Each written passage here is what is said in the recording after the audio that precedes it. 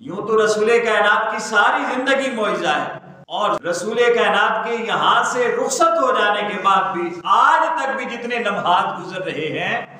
یہ بھی آقا کا معجزہ ہے۔ اگر آج بھی ہم پر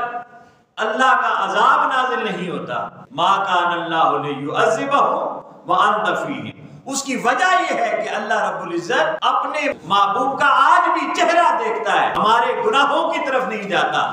اور کہتا ہے محبوب انہوں نے گناہوں میں کمی تو نہیں چھوڑی مگر میں نے کچھ نہیں کہتا، انہیں عذاب نہیں دیتا اس لیے کہ تو ان میں موجود ہے۔ تو آج بھی ہم جو عذاب رب سے بچے ہوئے ہیں یہ رسول کائنات کا کرم ہے، اور صرف کرم نہیں یہ آقا کا معجزہ ہے۔ تو میں عرض یہ کر رہا ہوں کہ یوں تو ساری زندگی وہ ظاہری حیات تھی، یا اب روحانی اور نبوی اور نوری ہی حیات ہے، ہر حال میں رسول کائنات کا لمحہ لمحہ معجزہ ہے۔ حضور کا بولنا معجزہ، حضور کا دیکھنا معجزہ، حضور کی ادا معجزہ ہے، حضور کا سونا معجزہ ہے، حضور کا جاگنا معجزہ ہے، حضور کا چلنا پھرنا معجزہ ہے، حضور کا ایک ایک قول اور ایک ایک فعل معجزہ ہے۔ اگر معجزات قرآن میں ذکر ہوتے تو ابھی تک قرآن ختم نہ ہوا ہوتا، ابھی قرآن چل رہا ہوتا، لیکن اللہ رب العزت نے قرآن کریم میں معجزے بیان نہیں کیے، دیگر انبیاء کے معجزے بیان کیے کیونکہ وہ 1 2 3 4 تھے، مگر مصطفیٰ کے معجزے بیان نہیں کیے کیونکہ مصطفیٰ کی پیدائش بھی معجزہ ہے۔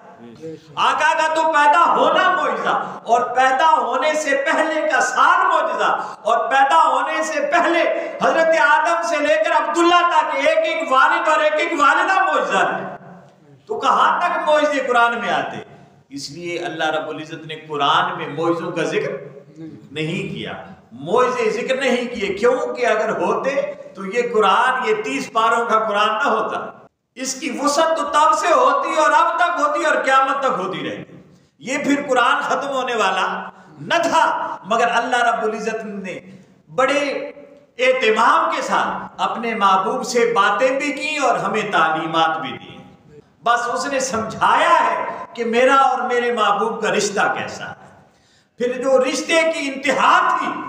وہ انتہا معراج کی شب تھی، وہ معجزہ یہاں بیان کیا ہے۔ 27 رجب المرجب آقا کو معراج عطا ہوا، اور یہ وہ بندگی کی انتہا تھی کہ گھر سے چلتا ہے رسول کائنات تو اللہ فرماتا ہے سبحان الذی اسریٰ بعبدہ، کہ پاک ہے وہ ذات جس نے اپنے بندے کو سیر کرائی۔ اب ایک بندہ ہے جو زمین پر رہتا ہے، ایک بندہ ہے جو آسمانوں پر رہتا ہے، ایک بندہ ہے فرشتوں کی صورت میں جو سدرۃ المنتہا پہ رہتا ہے، مگر ایک بندہ ہے جو مکان و لا مکان کی وسعتوں کو پار کرتا ہوا اس خالق مطلق کے سامنے بیٹھتا ہے۔ اللہ رب العزت نے کہا یہ ہے بندہ، چلتا پھرتا تمہارے درمیان ہے، رہتا تمہارے درمیان ہے، کھاتا پیتا تمہارے درمیان مجلسوں میں بیٹھ کر ہے، روتا بھی ہے، ہنستا بھی ہے، ہنساتا بھی ہے، رلاتا بھی ہے، ناراض بھی ہوتا ہے، خوش بھی ہوتا ہے، رحمتیں بھی کرتا ہے، شفقتیں اور عنایتیں بھی کرتا ہے، شادیاں بھی کی، اولادیں بھی ہوئی، کھایا بھی پیا بھی۔ یہ جو تمہارے درمیان رہتا ہے اسے اپنے جیسا عبد نہ سمجھو، سبحان الذی اسریٰ بعبدہ، یہ وہ عبد ہے جسے خود وہ سویا ہوتا ہے رب اسے اپنے پاس بلاتا ہے،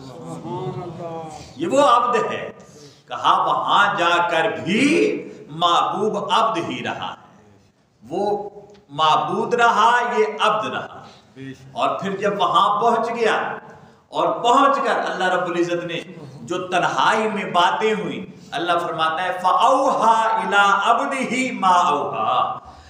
تو وہاں جو باتیں ہوئی اپنے بندے سے تھی،